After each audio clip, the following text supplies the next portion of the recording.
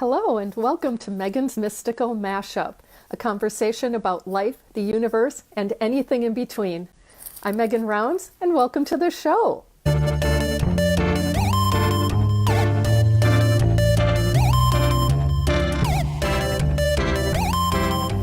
Today's guest was one of the first 100 people in the Lightworkers Lab, which she thinks was back in 2016. So that's pretty cool. That's actually quite phenomenal. She's an energy channel, intuitive clairvoyant, claircognizant, medium with strong connections to archangel realms and interdimensionals.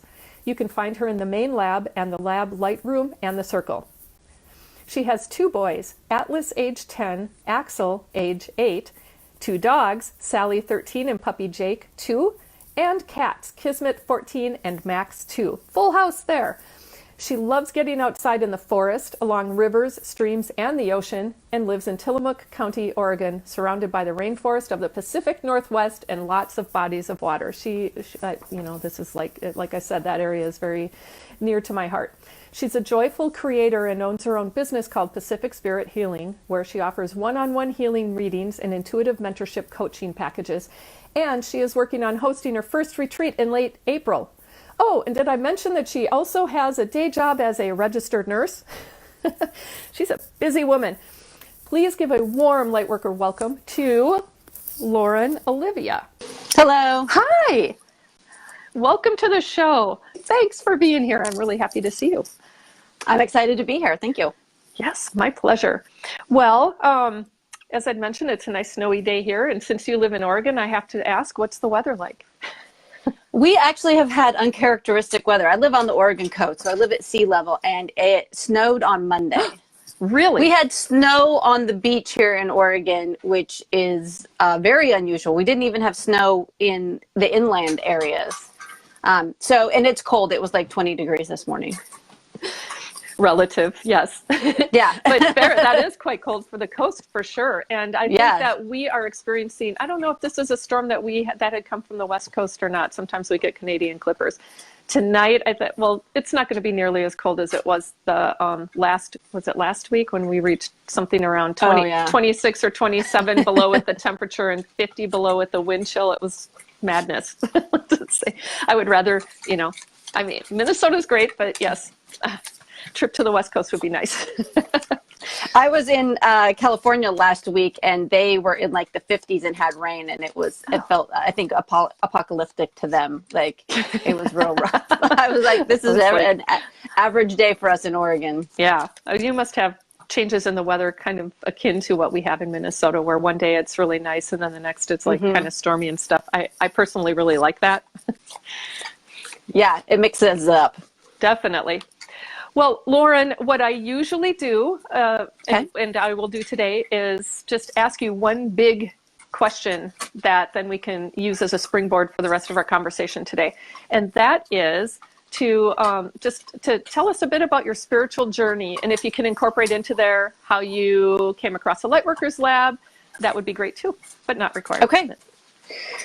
I've been thinking about this, like how far back do I go? Where do I start? Oh, you can start at the beginning if you want. I was introduced, first of all, I grew up, my mom was raised Catholic, and when I was really young, we didn't go to church, and then she wanted to go back to the church, or she wanted to go back to church, and for a period of time, I remember she was like trying different churches. So we went to Pentecostal, evangelical, and we would go, to me, I was very, very young, probably like 3 or 4. It felt like we went to a new church every weekend. And we did go to one evangelical church for a little while, and it actually was terrifying to me. It was a really, really big church. We sat like in a balcony because it was really, really big, and there was a lot of fire and brimstone talk. And I just remember, so there was a significant event. The pastor and his wife had a child that was my age, a girl, and she passed.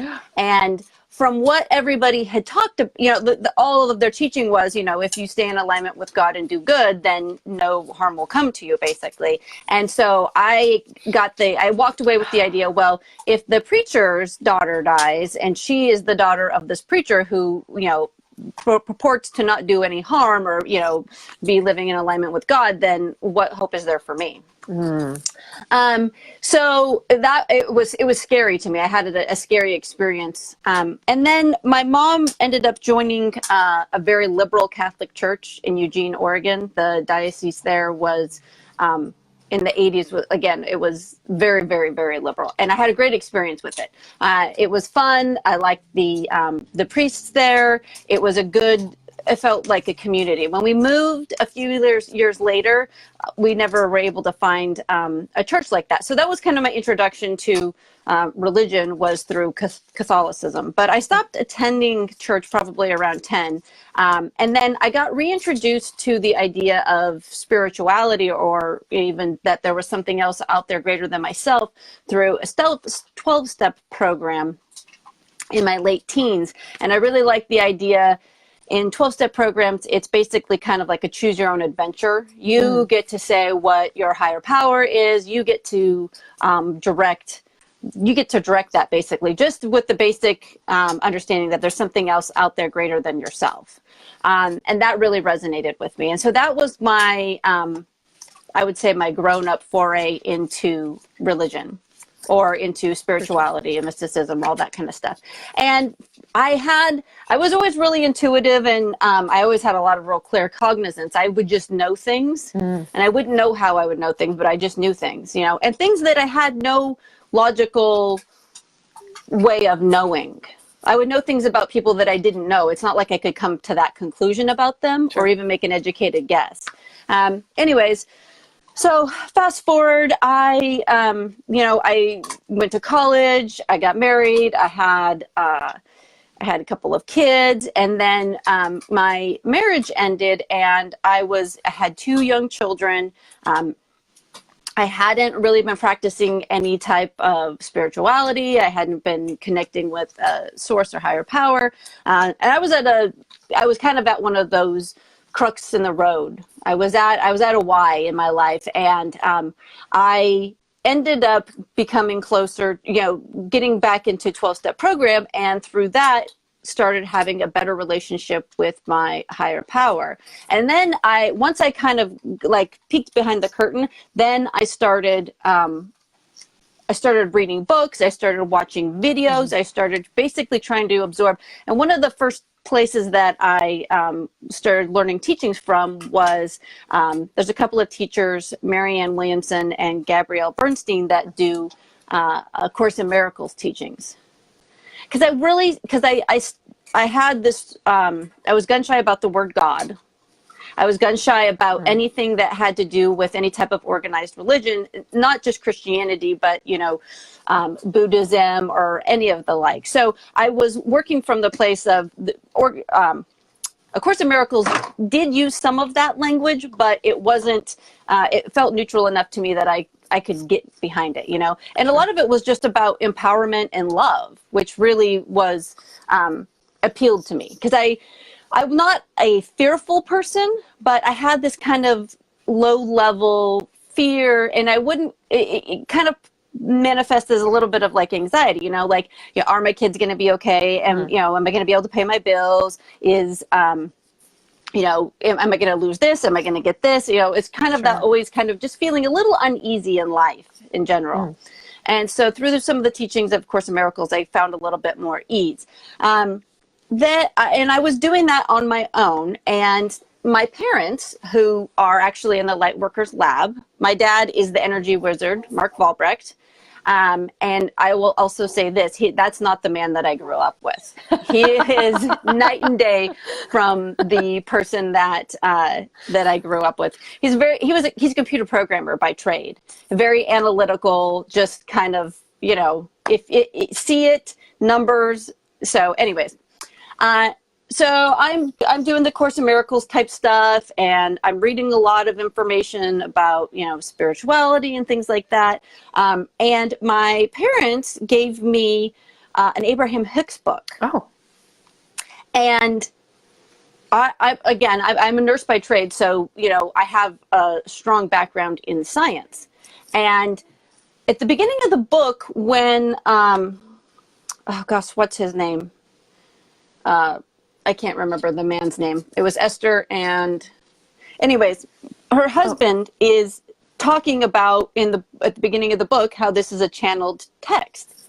And now, again, of Course in Miracles was a channeled text, but for some reason, like hearing him talk about how this was a channeled text, and at the beginning of this book that I read, it was actually a book on tape. At the beginning of the book, they go over how their very first experiences with Esther channeling and receiving information from Abraham. And I was just at a place where I was like, okay, had it been a week before, I probably would have been like, that is hooey, and I'm not even going to listen to the rest of this book. But I was just at a place where I was willing, and I entertained the fact that this could be real. I listened to the whole book. It resonated with me 100%. It's one of those things where your intuition, your like core lights up, and you're like, okay, yeah, this, there's some truth to this. And whether or not I believe all the details of it is irrelevant. There is the core of it is something that I align with. So, and that was because I thought, well, if this is possible, if there's some non-physical entity out there that this woman was able to connect with and receive information, what else is possible, basically? It basically opened up the field of possibility to me. And I then was able to accept or be willing to, angels, aliens was a little bit, or interdimensionals was a little bit more, it took me a little bit longer to get there. So I started listening to people on YouTube, and at one point my mom said, oh, there's this lady that I follow, Crystal Ann Compton, you should check out her YouTube channel. And so I did, and I was like, oh my gosh, I need to have a reading with this woman. So my mom paid for me to have, I think it was just like a half an hour reading with Crystal. And even to this day, the information that Crystal gave me in that reading it continues to be helpful. She basically showed me my path and what I would be doing and some of my abilities. And again, some of it was for where I was at, especially being brand new to even believing that there could be non-physical entities out there. Some of the stuff that she said, I thought I didn't say that's not true. I just was like, that feels like a real stretch. Some of the things that she said that I could do that today I just take for granted. At that time, I was like, well, okay. Again, I wasn't going to discount it, but it felt like pretty fantastical based on the scientific life that I had been living up until that point. Sure. But and then I think shortly after that, probably within 6 months to a year, the Lightworkers Lab, she started it. And so people who had already been her clients at that point, I was in the Lightworkers Lab. There was other things that happened to me around that same time. After I had that reading with Crystal, I had found a woman that taught a class. I live in a rural area, and so taking metaphysical classes and things like that, or stores, aren't in my area. I had to drive to Portland, which is the big city. And I'd taken a class with this woman from Australia at the store, and I really liked her. She offered a 5-day intensive workshop in person in Australia. And I thought, I'm going to go to that. Now, at the time, financially, lifestyle-wise, it made no sense. It was illogical. I had 2 small children that were both in school. This workshop, or the workshop, was in March. I didn't have the resources. I was a single parent, and I wasn't working full time to be able to be home with my kids and not send them to daycare. So I was at this place where it was like, no, I'm not gonna. There's no way I could go to Australia and do this workshop. But I just thought, I'm gonna go. I had even gone so far as to tell my kids' dad, I'm gonna be gone for that week, and you're gonna need to take them. I was going to put a deposit down on the workshop, but I just couldn't afford it. So, spirit moves mountains for us. And a week before the workshop, somebody else had to back out, and they had paid in full. So Belinda, the woman who puts it on, said, "Hey, it's all paid for, if you want to come." Wow. The workshop. So now this big, huge expense is out of the way, but I still have airfare. And somehow, I think it was somebody gifted me the airfare my parents, I believe. They have been my benefactors on my spiritual journey quite a bit. I'm very grateful to that. So literally, and the cost of the airfare to Australia was no more than it had been like a month before. Like, and this was 5 days. I booked my airfare 5 days before I left. Wow. Yeah, there was no, so I went to Australia. I went to Australia by myself. I did, and I actually, my passport happened to be still valid. It's expired now, but I got there, and I went to this, everything fell into place. I got transportation up to the retreat center, and that was when my intuitive abilities really opened. I had been taking classes. I had been reading tons of books on psychic development. I read, I have her book right here. Deborah Lynn Katz has like 2 or 3 books on psychic development that I had read.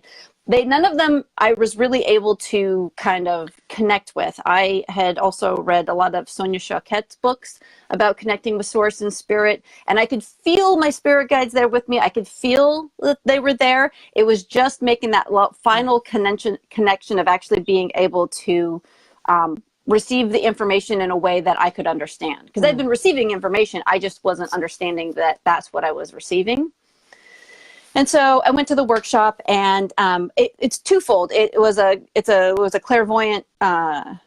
You work on your clairvoyance, but you also work on doing energy work. And so it really woke up both of those things. I'd taken Reiki classes before and things like that, but and so I came back from that with this full understanding and knowing that I could connect to source. I could connect to spirit. I could connect to your spirit guides. I could talk to them. They could give me their name, and I could give you a description of them. I could connect with angels, and it really opened up kind of the spectrum of things for me. Wow. And then I thought, okay, so I'm going to do a business, and I actually got a physical space here in Tillamook, and was practicing my business out of a small space here. And from there, I was in the Lightworkers Lab, and I continued to take the classes that Crystal offers. And those were fantastic. I mean, I'm always promoting them in my lives because I really feel like they help create a foundation for our understanding, our knowledge, and even our experience. So I would have these transformational experiences where I would be connecting with interdimensionals. The first time I really woke up, first time I had a real solid interaction with an interdimensional was when I was taking the Many Mansions class a few years ago. I woke up and they were there and they were talking to me. Wow. And I didn't have fear. I was just like, oh, hey guys. And so it was that kind of thing. It was just like lots of synchronicities. As I mentioned before, my parents have been really instrumental, and my dad would let me do practice readings on him. I had gotten comfortable doing readings on people in person, but doing distance readings, I didn't have a real comfort at. And so he would let me practice. And normally when I'm reading for somebody that I'm close to, it's actually more difficult for me. There's like this wall, but with my dad, it's the opposite. There's absolutely no barrier. I can connect with his team and see them instantaneously. Wow. And the information just flows. And so, him allowing me to connect with his team and do readings for him gave me the confidence to be able to do readings for other people remotely. Sure. I would also, just to speak on that thing with my dad does a lot of energy work, and I've never been able to perceive the energy that he does. At one point I was a little frustrated. I was like, he does all this cool energy work, but I can never feel when he's flowing energy. And I was at the first Bliss retreat, and he was doing some energy for a group of us, and everybody was like, oh, I feel this. Oh, this is so cool. It feels like this. And I was like, I don't feel anything. And then I had this understanding that because the energy that he flows is the same energy that I flow. It's the same lineage. And so I don't distinguish it as something separate from myself. And so it's not something that I can appreciate as being different, basically. Yeah, that makes perfect sense. It's kind of Yeah. like, when you're at the same vibrational level as somebody, you don't know that, when you're not. Yes, exactly. That was exactly it. And I was like, oh, okay, I can understand this. Wow. Okay, I have a lot of questions, but I sense you still have more to say. I'm trying to think. Well, so, in the last couple of years is when I have really I've gotten a clear sense of myself. I think that it's multifactorial. So, my kids are a little bit older, so I'm not parenting young children, so I have a little bit more time for myself. I also turned 40, so that natural progression of women in Western society about being a little bit more confident about themselves. But most of it has to do with, I feel spirit has my back. Like, I would say that people probably almost interpret it as an arrogance, because I don't walk around with a lot of the fear that we're programmed to have in our society anymore. Like, I know that I'm going to have a long life, and I know that sometimes my angels work overtime to keep me safe when I'm driving my car, but I know that they do, and I don't have fear. I don't have those kind of like little fears that we have about things anymore. And that has been the biggest thing. And a lot of it it's been through some of the teachings and the experiences that I've had with others in the Lightworkers Lab. The last component is, I would say, is relationships. So getting solid and knowing myself and being secure in myself has allowed me, and I set the intention a few years ago that I wanted to create like heart-centered relationships with people. I didn't have real close friendships with females that were nourishing to me. And now I have an overabundance of relationships, just really super solid, positive relationships with women in my life. Lauren Antofermo is my best friend, and I met her in the lab. And I am super grateful to be able to have those types of relationships. I have relationships with women here in my town that I live in that it's like one of those things you didn't even know was possible. So that's kind of is the conclusion of like this whole trajectory that I've had. Well, it was fantastic, and thank you so much for walking through all of that. I've gotten chills a number of times. I just got another one with the whole, just the setting the intention that I think a lot of people oftentimes forget to do around things like relationships. Well, no. I mean, I was going to say a lot of people may focus more on love relationships, but I think that heart-centered relationships is a really great way to approach it. And then all of the relationships that enter your realm can be that. And I was wondering if you and Lauren had known or how you had met each other, since you live on opposite ends of the country. and I thought, I kind of suspected it was through the Lightworkers Lab, and I'm really happy to hear that is how the two of you met. Those solid relationships are important, and I've also developed those in part through the Lightworkers Lab as well as in my regular life, and it's just such a wonderful feeling. So thank you for sharing that and your whole story. So, I may work backwards. Well, I'm trying to decide, how do I want to work with all of these questions I have? Let's go with the really easy, well, it may not be easy, but the Abraham Hicks book, do you remember which one that was, even if it was audio? Yeah, I'm trying to remember which one it is. I think it is... I think it's Asking It Is Given. I can't. You know what? I know what the cover looks like. The cover is kind of an orangey color. Okay. So I can find that and I can share that with you if you want to like post it in the notes. Well, when we're offline, I'll take a look and see if I can find it and just send it to you if I can. And if I can't, then I may ask for it. But so you don't have to do all the legwork on that. I was just curious if it was something that stood out. I mean, there's so many books. Yes. Yes. Somebody put in the notes that her husband's name is Jerry. If I saw that correctly, yes, Jerry Hicks. Yes, yes. That's true. I could not remember his first name. Yeah. And then the woman that you went to the intensive with in Australia, do you remember her name, or if she's still doing that? Yeah, her name is Belinda Grace. Okay. And she actually has 3 books. on developing her main one is You Are Clairvoyant. And okay. I excuse me,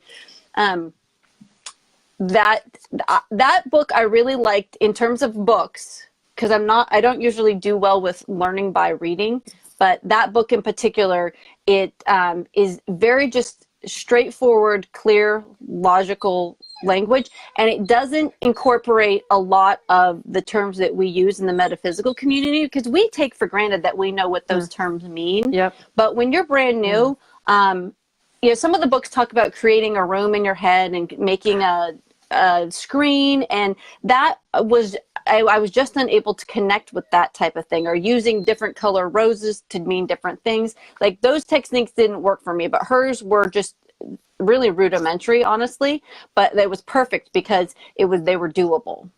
Good. So those are things that if you're not really attuned to visualizing a bunch of different things, and especially understanding the meaning behind them, that book is something that can help with that. Yeah. Great. I really, really liked it. Okay. I still recommend it today. Well, it sounds like, I'm just fascinated by that transformation, where you went there and you said that really opened up a lot of your gifts. I went there and I had not ever had a conversation with Source or Spirit or a spirit guide or an angel. And at the end of the 5 days, I was. Wow. It was that profound.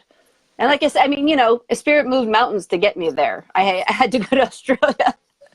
Well, and I love, love, love, love the story behind that. If there's ever a great example of manifesting something, that's it. You said you were going, you created the space to do it, even though you didn't have the resources or any really knowledge of how you were going to get there, and it all happened. And in ways that you can't explain away any other. It's not like, I talked to this person and they said they would help me out and stuff like that. That is a way of manifesting, but it just seemed to happen so profoundly. It's just, I love those types of stories. The people came to me and said, "Here you go." Yep. And that's so. When you were getting closer to that time, 6 days away before you knew you were buying a ticket and things like that, were you still confident? You may not remember. I didn't think I was going. Okay. I thought, I was going to go, but I hadn't paid for the class. I had no inkling that I was going to go, except for the fact that I thought, when I was sitting in that class with her in Portland, gosh, I'm going to attend that someday. And she has it biannually. And so I thought, okay, I guess this one isn't supposed to be for me. Maybe I'll go to a different one, even though I really wanted to go at that time. And so, well, that's wonderful. And somebody, I think Alyssa posted that that her programs are online as well. So I'll be adding as much as I can about that to the show notes, because I just want to make sure other people, I know some people here are from Australia, but other people can check it out. Let me see, what else did I make notes on? There's some questions I have around. Let's see, I'm just trying to figure out all of these different things. So I will also, another little piece that I didn't share in my story is that at this point in my journey, Source just kind of reveals things to me, like things that I can do. And that was one of the things that Crystal had said in her reading for me, is that I would be able to do these energy things distantly or, across the room that at the time I couldn't understand were possible. But I don't know, like a year and a half ago, Source showed me this ability to basically breathe onto people, which sounds kind of nutty, to be able to change their energy for them. Yeah.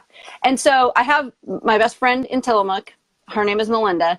I call her up and I was like, listen, Source told me I can do this, my guys told me I could do this. I know it sounds kind of wacky that I'm asking, can I come breathe on you? And but she would let me, she would let me come over and I would breathe on her. She'd be like, yeah, I can feel my energy changing from that. And so, I tried it on a couple people in person, and then I thought, okay, well, let's see if I can do this, to somebody who's halfway across the country. And lo and behold, it works. I don't have to be holding your hand or sharing the same space with you to be able to do this. And there's been other things that they've been able, like this one thing that they showed me, basically taking people into the core of the earth and into Gaia to connect with the grid of Gaia, and also the keepers of the earth, these entities that are in the earth, will also do their own thing. The entities that are the keepers of the earth will do some type of usually energetic or healing on the person, which it still even now sounds kind of fantastical. I'm like, oh, I take you remotely into the earth, and these beings that live there are gonna zhuzh you up, and I'm gonna connect you to this energy grid. Like I'm like, yeah, I really am saying that, and I really do experience it, and the other person is experiencing it too. So, well, so are you doing it in terms of a meditation with them live, or is it all distance and more like an attunement or something where they're not fully it depends on the person. I don't even know how to ask it. So some people, I do it in person or I do it, remotely. Some people are able to perceive some of the things that are going on. Some people are able to perceive everything that's going on. Wow. And some people perceive nothing. So it's kind of is that spectrum. It's like, I could do energy work on you, and depending on how attuned to it you are, you may not catch any of it, like be cognitively aware of it, and some people may be completely aware of all of it. Wow. So, well, what I love is that you're receiving these messages, and now are you seeing these? This is a part of the clairvoyant experience, that you're seeing what this is, or are you having to interpret it somehow? No, they just show me you can do this. Okay. Yeah, wow. They just basically are like, hey, you should try doing this with somebody. It comes to me as an idea of, it comes to me that says, oh, I could do this thing. And it's not that I've seen somebody else do it, or that I remember seeing somebody else do it, or somebody else talk about it. It is just like, oh, this is a new thing that you're going to be able to do. And it's been like some stuff that I do with people's third eyes, or not implanting, but like downloading, not geometric shapes, but maybe it is geometric shapes. The word totally escaped me now. I see now. I had it too because I'm picturing it. Yeah. yes. So, but being able to, someone will put it in the notes. Yeah, I'm able to basically, hand it off to somebody, and then it will kind of it'll unlock and open as is appropriate to them at their time in their development. Is it like sacred geometry? Yes, sacred geometry. That's it. All right. Well, thank you, because that totally landed in my head there. Well, that's really, I'm just fascinated by that. I'm at a different place in my journey where I almost sometimes feel it's right before you went to Australia, that kind of place, because I get intuitive messages way more than I'm a very visual person, and I can visualize a lot, and I have very vivid dreams at times. And I'm seeing now, when I close my eyes, I see, well, not this minute, but when I lay down at night, something's changed in that I see almost like a crowd of faces pop in one by one. And I don't know who they are or anything to that effect. It's just something that's happened over the past maybe month or two. And I just started noticing it, but I don't feel like I have a connection to hear other than the intuitive nudges. And I do channeled writing. And that seems to help ground what I am sensing, but you're at this point where you're seeing things and you know what happens. I'm getting these intuitive nudges and that trust factor of whether or not it's just me. And I know those count too, but yeah, I had gotten a message that I'm to do something around energy in organizations and help to shift workplaces. And so that's nice. Awesome. Yeah. I still don't really have a whole lot of clarity about what it is, but it's probably one of the first times where I'm like, okay, all right, I'm going for it. Yeah. I don't know what it is. I don't know exactly how to do it, but I'm going to do it because I do trust more than I used to when I used to get these types of messages. I used to question it all and doubt it. I'm wondering when you went to, I'm focusing on the Australia thing because it sounds like there was a transformative, it was a transformative experience. Was there an aha moment for you, or something where, like an epiphany, where just things clicked where they didn't before that you were aware of, or did it just happen more organically? Well, there was a series of events in that workshop or in that time, because I was I would bring through information that would get validated. And, we were also doing energy work on each other too. We were doing chakra work on each other. And when people were able to validate some of the stuff that was coming through when I was connecting with their chakras, especially, like a lot of times if we have had trauma, from miscarriages or like stillbirths or like sexual assault, we hold that in that chakra right there, that orange chakra, in the right above our base, right below, right below our solar plexus. So I had this experience at the workshop with being able to help somebody release that energy and change. And so it was funny because after that, the facilitator, Belinda, had talked about how she had done work for people on their sacral and had changed their fertility. Wow. And what a concrete thing to experience from energy work.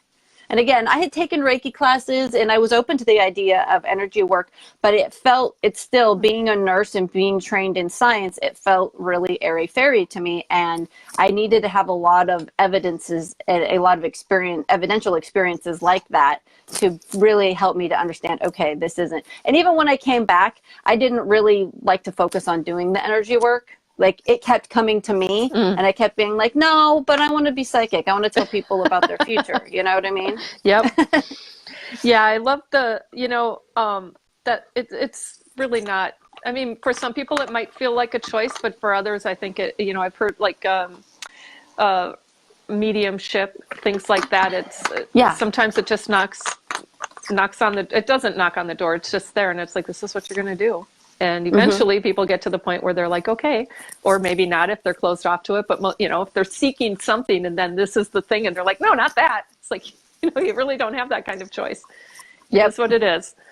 Okay, so so I'm curious now, how long ago was that for you, the whole Australia? And that was 4 or 5 years ago.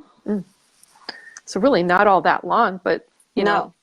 But the fact that it just, it sounds like you had awakened before then and you were trying to soak up as much knowledge as you could, but it was really this thing that anchored it for you. Yes.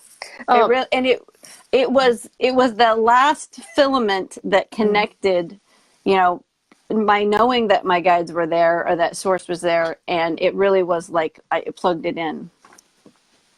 That's really cool. I'm curious, you'd mentioned Reiki a couple of times and now you have other energy healing capabilities. Do you incorporate any of that into the work that you do as a nurse? Sometimes, it is, my primary vocation as a nurse was emergency nursing. I worked as a trauma nurse. In the U.S., it's a level 1 trauma center. So that is the definitive care. There's no other place that somebody goes for emergent or trauma care above a level 1 trauma center. And so I did that for many years. And at that time, I didn't have, I would incorporate it a little bit, but not to the degree that I do now. And so now I do community mental health, which is totally different. Awesome. And in community mental health, I am able to, a lot of times I won't do like hands-on energy work, but I will give somebody some calming energy or I always do it with the consent of their higher self. So I might not be able to say to you, hey, Megan, can I adjust your crown chakra because I think it's causing some of your issues? I'll just go directly to their higher self and be like, I'd like to be able to do some. And so a lot of times I will do work on like crown chakras or third eyes because, sometimes if that is, if those aren't in good alignment, you can have symptomology that presents as a behavioral health issue. And that's the only fix, but that it does help. Sure. I chuckled because because what came to me then is you go over their heads, literally. Yeah, literally. I love that. Well, and do you prepare the space before you meet with people, or you do things to prepare yourself before going into these different environments? I also have a pretty solid energetic boundary, and I don't say it as a boundary as it's like a wall or a guide. I consider it a porous membrane. It's like a Yeah. cell membrane. So I am able to receive love. I'm able to receive information, but I keep your darkness at bay because it's a porous membrane, and I'm able to send my love and information out. And it's not like I feel like I have to have it's not like security. It's just as any part of anything else. It's like, those are the things that I don't want, and so they don't come to me. Yep. I have I feel very blessed to have a strong, dominion. And that's the other thing I guess I will go back and talk about is that, at the beginning of my journey, learning about dominion from Crystal, and Belinda has a very similar philosophy in that you don't need to have all of this protection mumbo jumbo. You just need to know that if you say you gotta go, you gotta go. And I thought, that helped me to have that same sense of self and security. And so I carry that with me wherever I go, and I apply it to those situations. So when I walk into a situation with clients, I usually feel very confident in the energy of the space. Is this something you're intentional about focusing on, like on a daily basis, or is it, or as needed, or it's just always there? It's just always there. If I perceive, so I can perceive something kind of coming in, like trying to like come into my field, so it doesn't get to come in. I could perceive something at that cell membrane, basically, and I can be more deliberate about it. One of the things I can also do is, and again, this is just something Spirit showed me, but I was talking to a friend, and they were having there was an entity that they didn't want there. And so one of the things that Spirit showed me is that I can kind of drop into the space with them. I just visualize myself dropping into the space, and then I use my energetic boundary to push out to clear the area. Oh, I've been thinking about this, what you just said. I literally did it last night. My friend, somebody came to their house that they didn't know, and they thought that they maybe were trying to, like, I don't know, hex them or something. And my friend's like, well, I picked up her stuff and I put it on the sidewalk, but I wasn't afraid that anything bad was going to happen because I knew I could call you and you would be able to fix it. And so I was like, and so I did. I just dropped into that space of that house, and I pushed her energy out and to the perimeter of their property, and she was gone. Wow. Her space and energy was gone. Now, were you aware of this, your ability here, while you were still an ER nurse, or was that something? No, that came about afterwards. And in the ER, you're bombarded with all different kinds of energy. There's always this frenetic energy that's going on. And again, I also working at a level 1 trauma center, there is a lot of death. Yeah. There's a lot of people are having their worst day.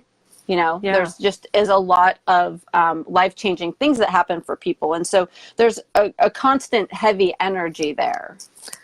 Yeah. That it was a good training ground for learning how not to go home with that energy. How to leave because it also there. you get physically you can get physically exhausted too, because you kind of go through this revolution. There'll be nothing going on, and then your fight or flight kicks in because there is an emergency, and then over a 12-hour shift you could go through that fight or flight thing a couple of times, and so you were more exhausted than you normally would be at the end of the 12 hours. And then all the different energies, depending on how sensitive you are to them. I always had this claircognizant knowing of when somebody would come in the door, if they were going to transition or not, if they would. And so that actually was really helpful to me, because you put a lot of time and energy, and whether we like it or not, emotion into, when you're doing a code for somebody. And not that it changed the level of effort that I put into caring for patients, but at least knowing that on the front end made it easier on the back end. Yeah. Oh, I can imagine. I'm fascinated with hospitals and healthcare settings and the way that my friend Julie Ralph, who I think is still here, she knows all about. Yeah. She works in a healthcare setting as well. I used to. My first job was in a hospital, but it was a housekeeping aide, and yet I still worked in all over the hospital, so I got to see a lot of things. And that was well before I knew that I was empathic and intuitive. I knew a bit that I had intuition. I mean, I followed my intuition most of my life, except for some little dark period where I decided I didn't have it. It's like, I don't know. I think I had to go through that to recognize that. Yeah, I do. But it didn't bother me that much because it was just a weekend job. What I realized is I worked really hard to get out of there as quickly as I could. I really could care less about the money. It was a little bit of money, and I wanted to go home and water ski, which was a great cleansing experience in the summer. Didn't do it in the winter. Ice skated, skied, did everything outside though. But it was more recently when I went to the hospital to visit a friend who had had surgery, I really realized my sensitivities and had an anxiety attack. It was post-op, I think, and I had to excuse myself, go to the restroom, and fortunately it was a solo room, like just me, and I could sit there for a few minutes and just clear myself out.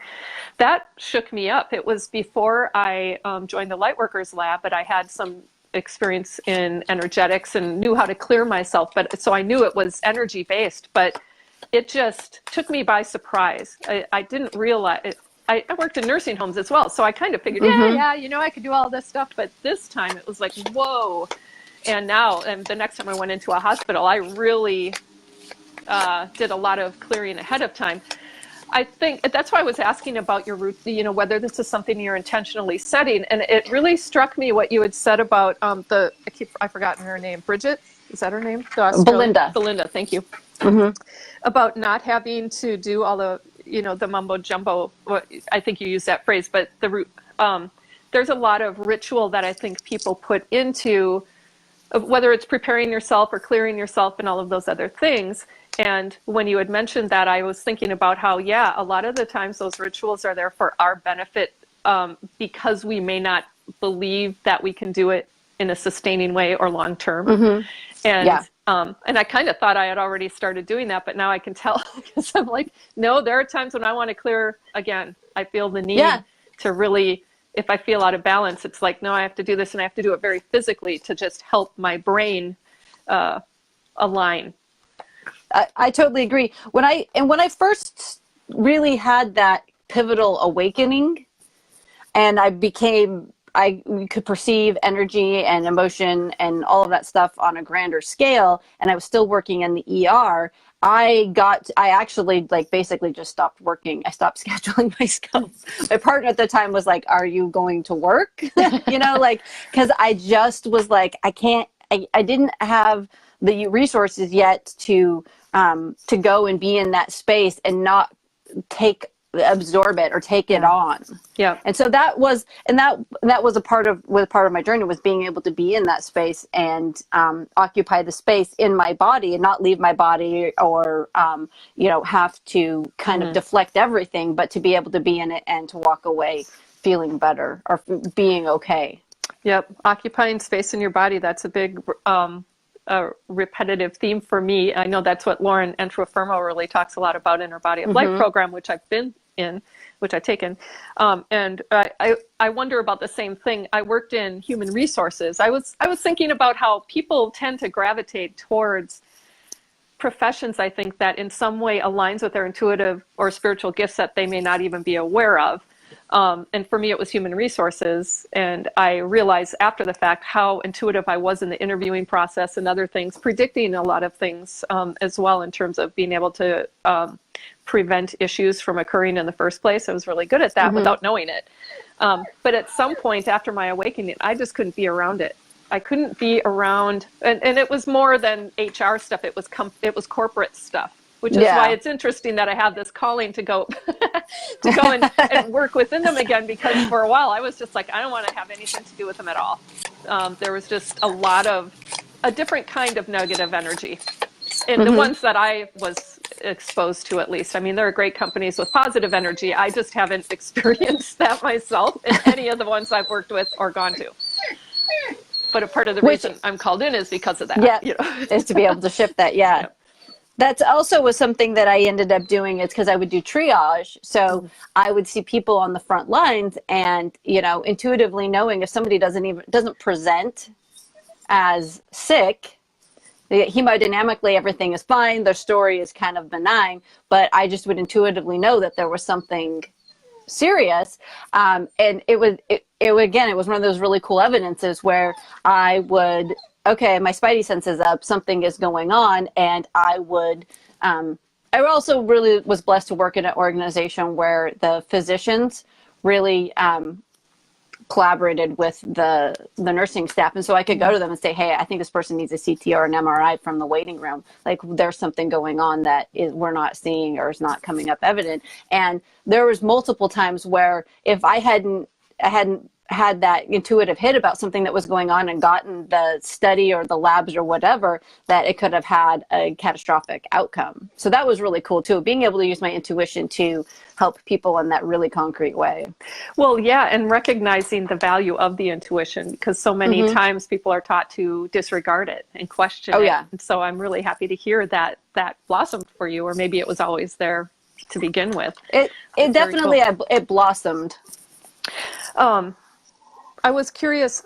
I'm just going to take a quick look at my note. There was something I want. What was it? Yeah, it had to do with dominion. Just in terms of something I've been thinking about, and it might be fairly philosophical, but it's around. So we live in this house, and we're always exposed to each other's energy, so it feels like a norm. And we can't always know then if there's an energy present in the house that shouldn't be there. I read some article yesterday it was about psychic attacks, and it had a fear-based component to it, but a part of it that resonated with me was that energetic, like residual energy from people before. Yep. And I've been we've had weird, I shouldn't call it weird, here it's not weird, unusual experiences. One, like my husband the other night, he woke up in the middle of the night and he heard all kinds, it sounded like there was like a party going on to him. I think he's like, there were things bouncing around and I could hear footsteps and nobody was awake, except for him. And that's not, I've heard footsteps around the house in the past where nobody physical was present. Yeah. And more so, it's about the energy between us being somewhat, especially around winter, stagnant and to an extent really sticky. And so when it comes to dominion and wanting to claim dominion beyond me and over a larger space, how do you even know it's there if you're in it all the time? Yeah. So, well, I have this experience because I live with two small people, and although this is my house, this is their house too. And so and kids, especially at the ages that my boys are, will have, they have the fear of the closet. They kind of have that, they wake up at the witching hour, they wake up at 3 a.m. and my boys are intuitive. And so I had a concrete experience of this where I let them sleep in my room once a week. Ooh, that's nice. And they were sleeping in my room, and I woke up and I perceived that there was something in the room. It was, I guess I would use the word nefarious. Now it did not spark fear in me because and it sounds egotistical, but I do hold strong dominion. It was more like, well, how the F did you get in my house? And then I was like, oh, wait a second. This is his house too. He has enough fear and doesn't have enough strong dominion to reject that. And so as soon as I like all of this processed in, the second as I was coming to and perceiving this energy, and I said, well, now you've got to go because I'm perceiving you in my space. So this is not okay. But I have experienced as the kind of the workaround that things are able to come into our space because we cohabitate with others. Yeah. And so no matter how much clear dominion I have, and I have I have strong dominion, it does not usurp their personal identity and experience and their dominion. That makes perfect And sense. so that is, and that's something that I'm continually working on with my kids is really strengthening that dominion. But they're still, I have a Capricorn and a Pisces, and I have to approach it different ways for each one of them. One of them is very emotion based, and one is very logic based. My daughter's a Pisces. I totally get that. Yeah. And Lauren helps me because she's a Pisces too, so Yes. she helps me to understand my Pisces. She's been helping me with that as well. It's like, okay. Well, and I'm having a hard time knowing at the age, she's 11 going on 12 next month, and she's her personality has shifted. Yep. She's matured a lot, but she's also going into a bit of a goth. It's not really goth. She just likes black and gray a lot, but she's not really goth-like. Although she did start a group in her little game that she plays. It's not little, but it's called the Occult Club, and she fancies herself a strong healer. And I love that budding aspect of her, but she also has quite a dark side, and it's a side that I had never seen before. And it's like, is that just a natural progression of puberty for her, or is it some aspect of this household, which I sometimes wonder. And because I wonder it, it's like, am I hearing something intuitively and not trusting it, or am I second guessing it? I guess that's the same thing. And that's where that whole energy and being able to have dominion over this larger space is really top of mind for me. In that I feel like I had a dream about dominion, and I cast something out, but it was just with me. It didn't include the family. And I thought it was a transformative dream, but now I'm like, maybe it was a message. And this is the process of overthinking. Yes, hello. But anyway, go ahead. I do get that. I moved the house that I currently live in. Oregon is a relatively new state. We don't have as much stuff that's really old, but the house that I live in is over 100 years old, which is an older house for Oregon. And so there is energy here. The energy of my house and my property is really delightful. It really is super positive, but there was some energy of someone who had lived here before when I moved in, and people who are kind of sensitive to that type of stuff. When they would walk in, they'd be like, oh, not in a scary way, but just like, oh yeah, there's some energy here. And Crystal's analogy, and when she talks about dominion, about, if the grandma next door brings over cookies, you're not going to throw her out, And so I was kind of able to apply that. And I just said, because it was like a child energy, and they were not causing, not like havoc at all, but just doing a few little mischievous things. Like they would move some things.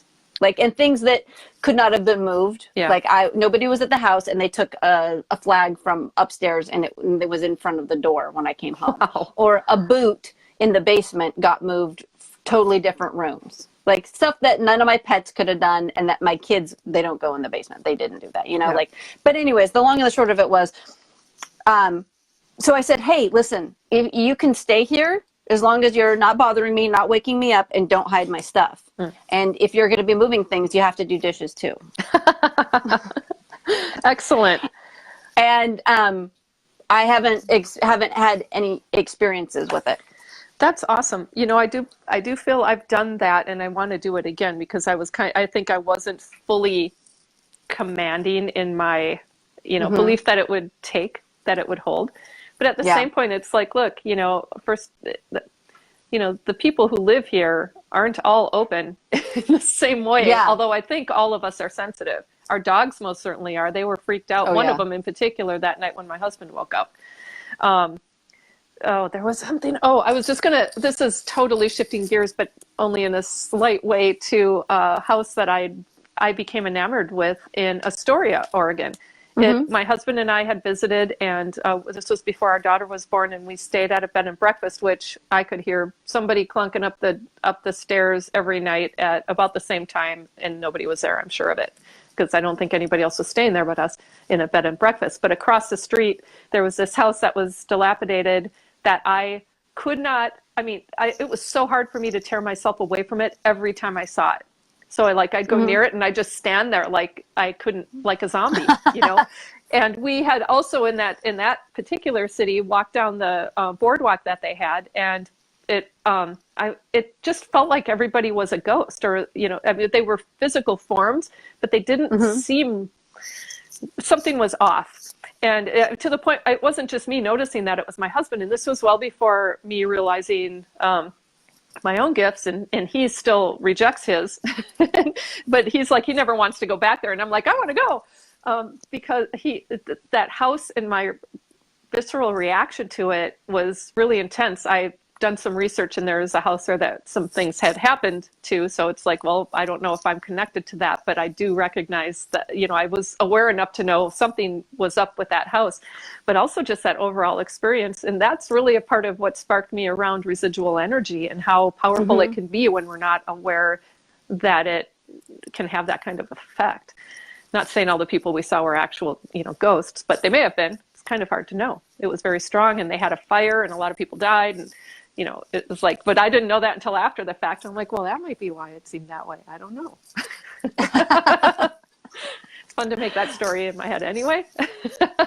I love that, though. I don't know. I had some experiences with passed over people, spirits, when I was young, some really concrete experiences that that scared me, but also intrigued me. Mm-hmm. It sparked that oh, so that is real.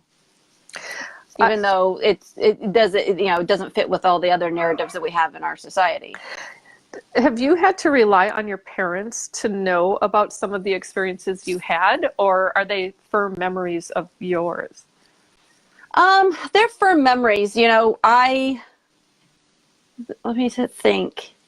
Sometimes my mom will remember things that I maybe didn't necessarily remember, but one of the first times I really had a claircognizant experience was around my dad. And I remember I was 15 or 16, and there was just something I knew that he had done in his young adulthood, that there was no reason for that to pop into my head. It wasn't a part of who my dad was. There was nothing for me to suspect that it had even been a part of his world. And I just automatically just knew this thing. Wow. And I walked up to him and I said, "Hey, did you do this?" And he was like, "Yeah." And it was kind of "How did you know?" And I was like, I just knew. I love that, and that you could get that validation. I personally sense that there are things from my childhood that freaked my parents out, and which was why I closed off to some of the gifts that are awakening now. And I know that we also tell ourselves stories based on our childhood experiences. I do a lot of work around mindset, and that's pretty much how mindset's formed. So it's, again, overthinking it. But at the same point, that's been a sense that I've had for a long time. But there are aspects of around my life story that is obscured by half and total untruths, just based on other aspects of my life. Things that my parents have told me have since turned out not to always be true. And they're good people, and I know that they probably, whatever they told me, were meant to be protective, but I cannot get those answers from them. And it's was there something, was I able to see things or talk about things? Or they don't actually remember my childhood because they had 2 kids after me that just erased all memory from any other experiences. So it's I feel like I'm picking up those pieces as I go and making meaning of them on my own. So I just think it's wonderful that you have parents who are open, and even if they weren't that way when you were growing up. My dad did a complete turnaround as well. He's talked about, I could be a Buddhist monk now. And I'm like, well, you certainly weren't that way when I was growing up at all. He has a ponytail, that so was not the scene. But it's so refreshing to hear that you have parents who can validate a lot of those experiences you had as kids, but also just who share those experiences with you. It seems it's just really nice. It's really cool. And, you know, my kids get grandparents too, who, you know, it's not just their mom who's kooky into crystals and, you know, talking to angels and stuff like that. You know, and one of the things that, you know, my son will ask for if he's feeling like a little trepidation before he goes to bed is, well, you know, he always says, I want to see my angels. I want to see my angels. And you know, that's like a conversation that we're always having, but he gets to have that with his grandparents too, which is cool. Yeah, that's wonderful. You know, I do feel my parents, and my mom especially, is opening. She told me she believed in angels, which was a full, complete 180 from the way she had always been closed off before. But like your mom, earlier, my sisters were about the age you were when she was doing what I wrote down as church hopping, but going around and trying to find a church that really felt right for her. And she never really did find that. Well, it looks like we lost our feed. I don't know if Lauren will see this in time for our time to be done because we only have 5 minutes left. But I did want to come back on and thank everyone for joining us today for the mashup. That's the first time that's happened to me where the feed has just abruptly ended. You know, I do have activity in this basement and I know that we had a lot of spiritual, an angelic energy tap in, and it's possible that some of that interfered with the technology. What can I say? Oh, there she is. Let's see if we can bring her on just to conclude. Hi. Well, hi. Yeah, looks like we both got kicked up. That feed just abruptly ended. So yeah, that was weird. Yeah, well, we only have 4 minutes. Okay. But I do want to just thank you so much for being on the show and for the conversation. I had a delightful time. I hope you did as well. Yeah, this was awesome. Yeah, it really was fun. And so, of course, you know, sometime down the road, I'll ask you if you want to be on again. I like having a repeat guest so we can really delve deeper into some of the topics we touched upon today. That would be great. Okay, well, thanks everybody for joining us today. I'm going to have to do some interesting editing for this particular one for the replay. But I'm just really appreciative and grateful for your being here and for everybody being here. I do want to add that Lauren's parents, Mark and Marianne Volbrecht, will be on the show together, which will be a first while they're in Hawaii. So April 4th. And oh, cool. So stay tuned for that because I'm super excited. I love that they're willing to play along and try that a duel, you know, duet with me, I guess, so a trio. That would be really neat. And also just next Saturday, the 16th, I have Kelly Halaja on as well. So that will be a really fun show. Oh, that'd be awesome. Yeah, really looking forward to Kelly. it. I love all of these shows. They're always so fun. The conversations are very different, but I just, you know, it's just so fun and energizing to talk to you and get to know you better and all of the guests that I have. It's a part of why I've done the mashup is to get to know other people in the Lightworkers Lab better. Yeah, this is a great format. It's totally up my alley. I love getting to learn about people. Yeah, thank you. I find it a lot of fun. And so with that, since we only have a couple minutes, I'm just going to say so long, and we will see you later. Have a wonderful rest of your week. Take care. Bye, Thanks, everybody. You too.